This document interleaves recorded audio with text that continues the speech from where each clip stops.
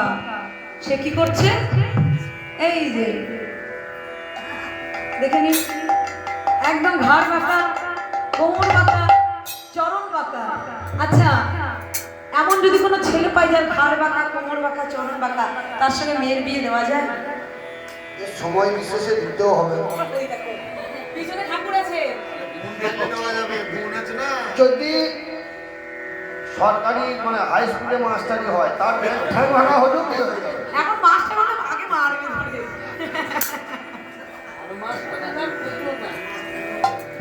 এখন আর মাস্টারের নামকে শুনবে না।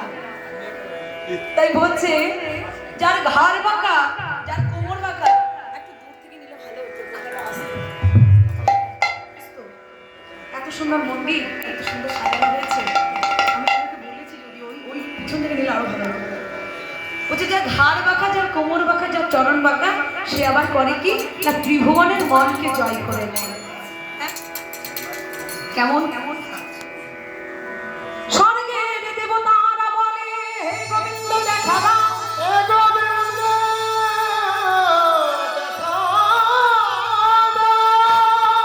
স্বর্গের দেবতাদের কথা শুনতে গিয়ে গোবিন্দের হলো ঘর বাঁকা। মর্তবাসী বলে হে গোবিন্দ দেখা দাও, মর্তবাসীকে কৃপা করতে গিয়ে গোবিন্দের হলো কবর বাঁকা। পাতালের দৈত্য দানব কুল তারা বলে হে গোবিন্দ কৃপা করো, পাতালের দৈত্য দানব কুলকে কৃপা করতে গিয়ে গোবিন্দের হলো চরণ বাঁকা।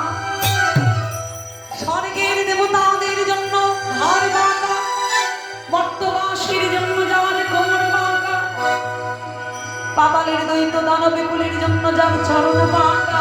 আহা, এই তিনটেই যার বাঁকা, হ্যাঁ এই তিন যার বাঁকা, সেই বাঁকা কিনা করে সকলের মনকে হরণ করে, তার মনকে ত্রিভুবনের মনকে।